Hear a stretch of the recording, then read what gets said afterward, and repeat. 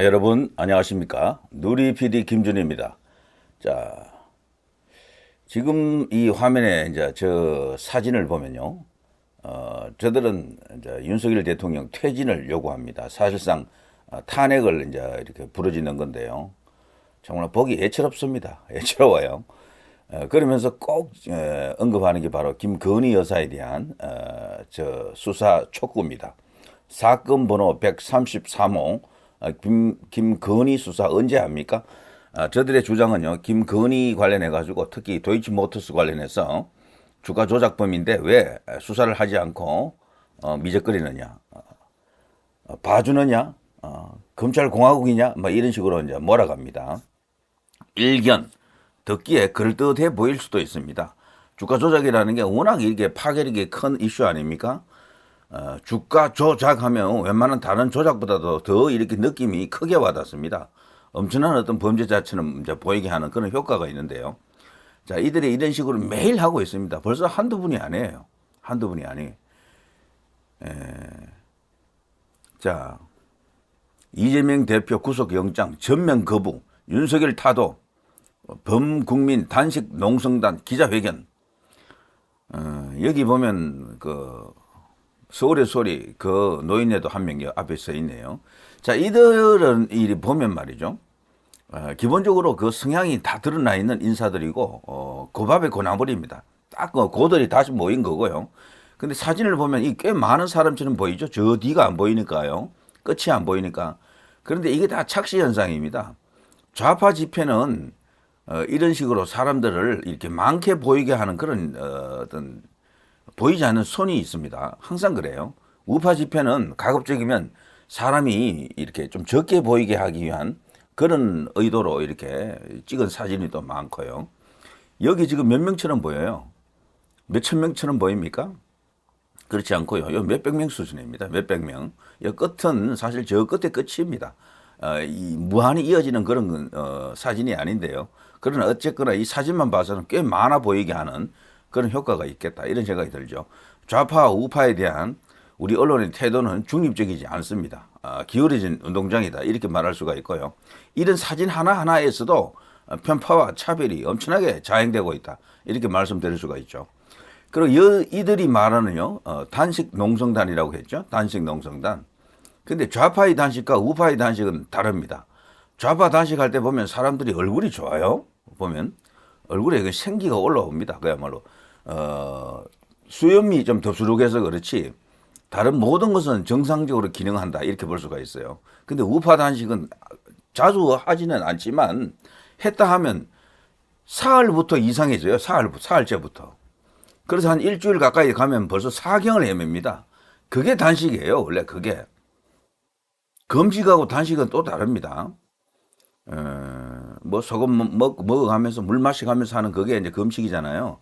그런데 일반적인 단식에서는 그 둘 중에 소금을 차단해버리는 그런 단식, 그 물만 조금씩 마시는, 물도 많이 안 마셔요. 그게 이제 오리지널 단식인데 그렇게 가면은 사람들이 5일 이렇게 버티기 힘들어요. 그게 자연의 섭리입니다. 그렇게 되어 있어요. 그런데도 이 좌파들은 뭐 한 달, 뭐 심지어는 뭐 100일짜리 단식도 아주 거뜬하게 해내죠. 대단합니다. 하여튼 이 좌파가 되면요, 그냥 뭐 의지의 화신이다, 인내력의 화신이다. 배를 굶고도 천년만년 살 수 있는가 봅니다. 하여튼 그런 식으로 이 좌파들은 기본적으로 위선적이죠, 아주. 자, 이거 보십시오. 4일 오후 중구 숭례문 앞 대로에서 촛불 행동 주체로 29차 촛불 대행진입니다. 벌써 29차나 됩니까? 하여튼 뭐 이들은 딴 거 없습니다. 정조준 했어요. 윤석열 대통령을 때리려고 하고 있고 김건희 여사를 계속해서 물고 늘어지는 그 작전을 펴고 있죠. 뭐 내용 자체는 제가 뭐 더 이상 보고 싶지 않은데요. 자, 정강훈 목사가 이들의 이제 맞상대하면서 맞벌 집회를 계속 열어오고 있죠. 자, 윤석열 퇴진 김건희 특검 요구 촛불 행진 윤미향도 참가했다.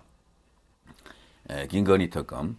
윤미향이는 참 이게 누굽니까? 그 유명한 그 안장군 의사, 안장군 어떤 독립운동가, 예, 이제 그 호국, 애국 충정이 담긴 바로 그 선도장 아닙니까? 근데 이거 펼쳐놓고 자신이 무슨 애국 투사입니까? 애국 지사입니까? 윤미향이가 참 역겹죠. 이런 짓을 합니다. 지난 1심에서 그 의원직을 유지할 수 있는 판결을 받고 아주 환호했던 그런 모습이 이제 기억이 납니다. 그게 웃을 일입니까? 그래도 뭐 1,800만 원인가 벌금형 선고받지 않았습니까? 그것만 해도 의원직 스스로 박탈되어야 합니다. 스스로 의원직 던지고 숙고해야 될 인물이 지금 이렇게 떠들고 있고 버젓이 행동하고 있는 거죠.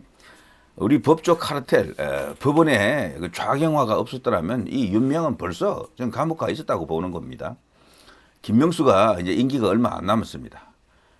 김명수가 떠날 때까지 보니까요. 이번에 이제 헌법재판관 법원 몫으로 추천하는 게 있습니다. 그것도 우리 법 연구에 뭐 그런 어떤 인사를 거기다 박는 것 같은데 그야말로 그냥 문재인이 심어놓은 사실상 가장 큰 알박기는 그 김명수죠. 그 김명수도 이제 9월인가에 이제 임기가 끝납니다. 저는 개인적으로 그 김명수만큼은 반드시 사법 처리되어야 한다. 벌써 여러 가지 혐의가 있어요. 이것을 수사를 반드시 해서 패가 망신을 시켜야 된다. 이제 이런 생각이 들어요. 자, 윤미향입니다. 자, 요즘 새로운 이슈 중에 하나가 바로 이 이제 정순신 검사 이 이슈인데요. 이게 좀 먹힌다고 판단하는 것 같아요. 국민들에게 제법 먹히고 우리나라 국민들이 이 흥분하는 이슈 중에 한 개가 바로 이 엄마 찬스 그리고 아빠 찬스죠. 백 없고 힘없는 사람이 훨씬 많기 때문에 그런데요. 자식 일이라면 뭐 그냥 끔뻑 적는 게 우리 부모들 아닙니까? 본인의 일에 있어서는 비교적 냉정하게 합리적인 어떤 그런 판단을 하던 사람들도 자식 일이면 막 물불 안 가리고 그냥 막 눈에 불을 켜버리잖아요. 확 흥분해버리고 그걸 이용하는 겁니다. 그러면서 지금 윤 대통령을 공격하는 수단으로서 요 최근에 가장 인기 있는 게 이 정순신 검사 그리고 김건희 여사 두 사람입니다. 그게 이제 윤희건까지도 이제 엮어서 들어가는 건데요. 자, 이들이 하는 짓은 뭐 뻔합니다. 뭐 전부 이재명을 살리기 위한 어떤 그런 방편으로 화재를 전환해서 불을 불러 끈다는 식으로 맞불 같은 그런 효과가 있어요. 그런 이슈 전환을 위한 이런 짓을 여는 측면도 있고 실제로 이런 게 먹히게 되면은 진짜로 이제 탄핵을 이제 추진하려고 하는 그런 의도도 있습니다. 그런데 지금은 보다시피 이 집회 규모가 크질 않아요.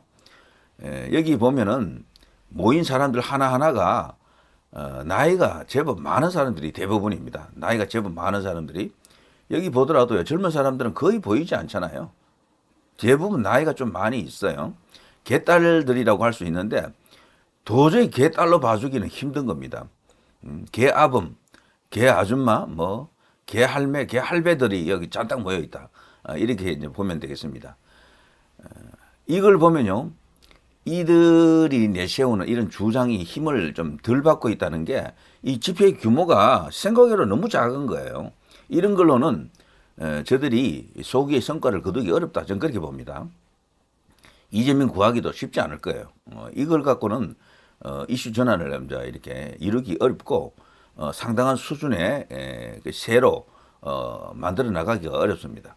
민주노총 같은 이런 거대 조직력을 갖춘 세력과 이렇게 만날 경우에는 또 이야기가 달라집니다.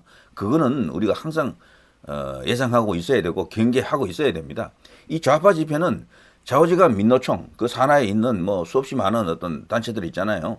정교조를 비롯해서 쭉 있는데 이들이 가시할 때만이 이들이 이제 대규모 집회로 이제 클 수도 있고 동력이 생기는 겁니다. 박근혜 대통령 탄핵 때는 그들 민노총이 완전히 뭐 한 몸이 되어서 같이 탄핵 집회를 열었었죠. 퇴진 집회를 열었었습니다. 자, 이들에 대한 경계심은 늦추지 말면서 저들의 한계까지도 우리가 지금 보고 있는 겁니다. 그렇게 겁을 낼 필요는 없어요. 지금 민노총에 대해서도 지금 정부에서 아주 제대로 지금 대처하고 있습니다. 민노총의 그 토건 비리라든가 여러 가지 어떤 이슈를 갖고 민노총 무릎 꿇리기를 지금 하고 있고요. 민노총을 길들여야 됩니다. 이대로 놔두고는 나라가 제대로 이제 자리 잡기가 힘듭니다. 국가 정상화의 여러 과제 중에 이 노동 환경의 이 선진화, 노동 환경의 자유화 이거 반드시 필요하거든요. 민노총이라고 하는 거대 노동 권력이 지금은 완전히 그냥 독재적인 그것도 나쁜 독재입니다. 독재도 뭐 좋은 독재가 있을 수가 있습니다. 박정희 대통령, 뭐 이승만 대통령 같은 경우는 독재자 같지도 않지만 굳이 독재자라고 하더라도 그 좋은 독재자들이죠. 그분들은. 사실 못 사는 나라에 제3세계권의 가난한 나라들이 원하는 것은 이런 민주주의를 원하는 게 아니에요. 그런 자신의 나라들을 완전히 환골탈퇴시킬 진짜 혁명적으로 변화시켜줄 먹고 사는 문제를 해결해줄 선진화의 토대를 닦아줄 자연스럽게 민주주의로 이행하게 할 그런 어떤 물적 토대를 만들어줄 그런 지도자를 원하는 겁니다. 그게 바로 이승만, 박정희 이런 분들 아닙니까? 자, 그렇게 볼 수 있고요. 자, 아무튼 이들은 29차가 되도록 계속해서 여는 이유는 뻔합니다. 계속해서 뭔가를 이 정권을 향해서 시비를 걸면서 싸움을 계속해 나가는 그겁니다. 이게 이제 제도권하고도 어느 정도 연결이 되어 있지만 예전에 우리가 알던 그 촛불의 수준에는 많이 못 미치고 있죠. 다만 민노총이 할 때는 제법 많은 사람들이 모여가지고 쉐를 과시합니다. 민노총은 그 특성상 밤에 하기도 하지만 낮에 또 많이 하죠. 낮에 하는 집회이기 때문에 숫자가 그대로 다 드러납니다. 밤에 하게 되면은 숫자가 사실은 더 이렇게 커 보입니다. 태극기 집회 같은 경우는 항상 낮에 하기 때문에 숫자가 좀 작아 보이는 그런 측면도 있어요. 그래서 제 같은 경우는 태극기 집회도 가끔은 밤에도 한번 해볼 필요가 있다. 밤에는 좀 이렇게 덤성덤성 이렇게 서면서 촛불 한 두 자릿씩 들고 있으면요. 한 10,000명만 모여도 10만 명처럼 보이게 할 수가 있어요. 그런 식으로 촛불은 그동안 엄청난 이 뻥튀기가 된 그런 현상이 있습니다. 우리 언론이 또 그걸 알면서도 그대로 또 보도해 주는 거죠. 주최 측에서 우리 100만 모였습니다 하면 그냥 100만 뭐 이런 식이죠. 실제로 이제 들어가 보면 한 3만, 5만 정도를 갖고 100만 이렇게 만드는 거죠. 자, 그런 혜택을 태극기도 좀 누려야 됩니다. 낮에 하면요, 그대로 그 숫자 다 드러나요. 위에서 찍으면 뭐 숫자 다 보이지 않습니까? 그러나 이 밤에 하는 것은 그게 안 보여요. 멀리서 찍으면 촛불, 거대한 촛불만 보이는 거예요. 그러니까 엄청나게 많아 보이는 거죠. 거기다 또 밤의 효과라는 게 있어서 시커먼데 불만 이렇게 있기 때문에 밤의 공포, 밤의 효과 이런 것도 있습니다. 그래서 집회는 밤에 하는 게 훨씬 효과적입니다. 한다면은. 자, 뭐 이런 이야기들 제가 쭉 하면서요. 그런데 이들이 지금 내세우는 주된 이슈가 지금 어쨌거나 지금은 김건희 여사 특검이거든요. 근데 이걸 갖고 저들이 계속해서 물고 늘어지는데 왜 특검도 되지 않고 그동안 수사가 아직도 끝이 안 났는지 뭐 이런 시비가 계속 일고 있잖아요. 여기에 대해서 너무도 명쾌하게 답변을 한 사람이 있습니다. 바로 금융감독원장인 이복현인데요. 검사 출신이죠. 이 이복현이가 이용우라고 더불어민주당의 이제 국회의원이죠. 경제학자입니다. 이용우. 머리가 약간 대머리 같은 그런 사람인데요. 두 사람 사이에 대화가 있습니다. 국회에서 이렇게 이제 문답을 이렇게 하는 과정인데요. 이용우는 이복현을 공격하기 위해서 말을 합니다. 이 특혜가 아니냐, 대통령 부인이라고 좀 봐주는 것 아니냐, 검찰이 뭐 이런 식으로 막 이렇게 공격을 합니다. 그리고 또 금융감독원에 대해서도 이복현이가 저기 검사 출신이니까 약간 연결 지어가지고 당신도 문제 있는 것 아니냐, 금융감독원장으로서 주가 조작에 대해서 조사를 해봤느냐, 뭐 이런 식으로 뭐 계속 공격을 하는 거죠. 자, 그런데 이복현 이 금융감독원장이 이제 딱 부러지게 대답을 합니다. 이 김건희 여사 관련해서는 문재인 대통령 시절에 그때 검찰 때부터 실질적으로 그 사건을 접수해서 수사를 하고 있었죠. 조사를 하고 있었지만 끝을 안 냈다는 겁니다. 일부러. 왜? 끝을 내버리면은 기소를 할지 무혐의 처분을 할지 기소유예를 할지 그걸 결정을 해야 되는데 단 하나의 단서도 잡지 못하기 때문에 조사를 끝내지 못했다는 겁니다. 끝내버리면 그걸 결정해야 된다는 거예요. 그런데 이 김건희 여사 같은 경우는 기소할 수 있는 단서가 단 하나도 없답니다. 단 하나도. 자기가 확신하더만요. 다는 건데 단 하나의 단서도 없습니다. 이러더라고요. 때문에 그런 경우는 기소를 하면 그거 자체가 개망신인 거죠. 우스운 일이 되는 거고 법원에 가면 불을 보도 그냥 뻔하게 깨진다는 거죠. 그런 것은 기소 안 한다는 거죠. 검찰이. 그런데 끝을 낼 수도 없어서 질질 끌고 오는 겁니다. 제대로 조사도 못하면서. 왜 그런가 하면은 검찰이 이 시점에서 조사를 다 마쳐버리면 무조건 김건희 여사에 대해서는 그냥 무혐의 처분을 할 수밖에 없대요. 무혐의. 그 정도로 완벽하다는 겁니다. 아무런 문제가 없다는 거예요. 왜? 김건희 여사 같은 사람이 수십 명이 있다 그래요. 거기 이제 투자자들이. 그 투자자들 누구도 거기 조사를 받을 수가 없다고 합니다. 그 정도로 완벽하게 그건 단순 투자자들 뿐이다라는 겁니다. 그걸 만일에 주가 조작이라 치더라도 그걸 기획하고 주도했던 사람들은 이 사람들을 이용한 것이지 가담했거나 공모했거나 그런 게 아니에요. 우리가 처음에 알고 있었을 때는 김건희 여사를 비롯해서 극소수만이 거기와 짜고 협잡해가지고 주가를 조작한 것으로 이렇게 들었지만 실상 들어가 보면 그건 아니다라는 거죠. 수십 명의 투자자가 있었고 거기에 김건희 여사도 그 중에 한 명으로 그냥 10억 갖고 뭔 주가 조작을 하겠습니까? 10억을 투자한 겁니다, 그냥. 그래서 재미 조금 본 거고 그뿐이에요. 이제 그걸 갖고 저들이 이제 물고 늘어지고 문재인 그 검찰 때도 그걸 계속해서 알아본 거죠. 근데 도저히 이걸로는 안 된다라는 것이 나와 있었던 겁니다. 그걸 이복형 금융감독원장이 바로 그냥 직격탄을 때리더라고요. 저 국회에서. 자, 이복형 김건희 도이치모터스 사건은 증거가 없어서 기소 못한 것. 이 사람의 표현을 그대로 제가 옮기면요. 단 한 톨의 단서도 증거도 찾지 못했습니다. 이러더라고요. 단 한 톨에. 그러니까 이게 너무도 정치적인 저들의 선동이죠. 여기 있네요. 김건희 주가 조작 한 톨의 증거도 없었다. 너무 정치적 수사다. 이런 식의 이제 상황입니다. 그런데도 저들은 계속해서 이 김건희 여사를 주가 조작 이런 식으로 이제 몰아붙이는 거죠. 이렇게밖에 밖에 없는 저들의 사정을 우리가 이제 충분히 이제 미뤄 짐작할 수가 있습니다. 김건희 수사 언제 합니까? 영원히 할 필요가 없어요. 하게 되면 그건 검찰 스스로 감옥 갈 일이 되는 겁니다. 오히려 없는 사람을 뭐 무고죄나 다름없어요. 저렇게 되면은. 그래서 이런 내용들을 우리 스스로 공유하면서 이 사건 자체 갖고 윤 대통령을 흔든다는 것은 불가능하다. 김건희 여사를 사법 처리한다는 것은 불가능하다. 자, 이렇게 되면요. 줄리도 아니야. 응? 이 도이치모터스도 아니야. 그럼 김건희 여사에 대한 의혹들이 모두 아무것도 아닌 겁니다. 끼끗해봐야 그 논문 관련인데 그게 뭐 문제가 됩니까? 논문 관련해서는 수도 없이 많은 사람들이 다 그런 케이스인 게 드러나 있어요. 깨끗하게 자기 힘으로 논문 100% 작성한 사람도 있겠죠. 그러나 그런 사람은 극소수 아닙니까?